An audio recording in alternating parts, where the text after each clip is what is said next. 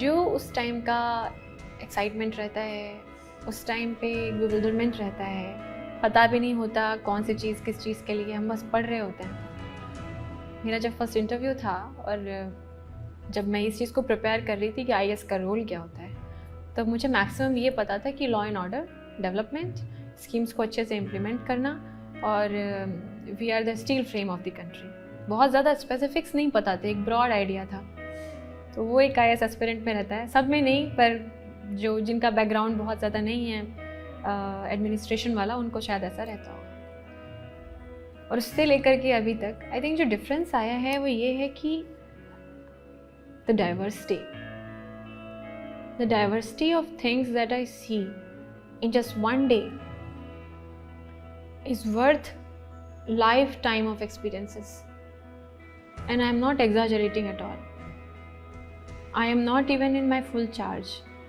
मैं अभी block development officer के इंडिपेंडेंट चार्ज में हूँ, जो कि एज ए आईएएस ट्रेनी मेरे करिकुलम में है कि मुझे इतने वीक्स की ट्रेनिंग एज ए बीडीओ करनी है। और एक ब्लॉक ऑफिस के लेवल पे जो कि एक कटिंग एज है, गवर्नमेंट की स्कीम्स आती हैं और उसको फाइनली बेनिफिशियरी तक पहुंचाना, जो उसका राइट बेनिफिशियरी है, वहाँ पे बैठी हूँ मैं। And I am just looking at it, how it's impacting life of everyday citizen and specially the ones who are downtrodden, who are underprivileged. हम जब इसको आंसर्स में लिखते हैं तो उस टाइम पे एक बड़ा सा एक आइडिया जैसा रहता है, रोमांटिक आइडिया कि गरीबी और उसको हटाना है, लेकिन here you actually see it happening. And that difference in a way evolves you as a person, grows you in terms of your intellectual capabilities, your emotional resilience, your emotional intelligence, your social awareness, and the kind of tremendous responsibility that one has, whether be in service or otherwise, कि कितना काम है जो करने की ज़रूरत है।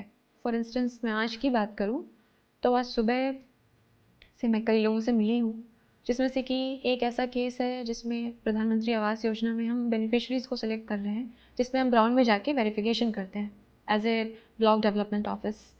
तो उसमें एक पिता थे, वो अपनी बेटी को जो दिव्यांग है उसको लेके आए थे वेरिफिकेशन के लिए, और वो बच्ची आज तक कभी स्कूल नहीं गई। अब जब मैंने ये एजुकेशन पॉलिसी प्रिपरेशन के टाइम पे पढ़ी थी, तब उसमें ये था कि इस तरह के बच्चों के लिए एक अलग से प्रक्रिया है, तरीका है कि इन बच्चों की पढ़ाई कैसे इनेबल की जा सकती है। लेकिन अब इसकी जानकारी उस बच्चे के पिता को नहीं थी, हमें है। तो हम क्या कर सकते हैं, वो ये है कि हम उसके लिए तुरंत पेपर वर्क स्टार्ट करें और इमीडिएटली उस चीज़ को, जो इंस्टीट्यूशंस है, रिसोर्सेज, उसको उस बच्चे तक पहुँचाएँ। अब now this is what we write in poverty we say intergenerational cycle of poverty. What is it? This is what it is कि अगली जनरेशन पढ़ नहीं रही है, वो अपने आप लो स्किलिंग जॉब में रहेगी, लो पेइंग जॉब में रहेगी, बार्गेनिंग पावर लो रहेगा, और वो जो स्ट्रेंथनिंग होनी चाहिए वो नहीं हो पाएगी।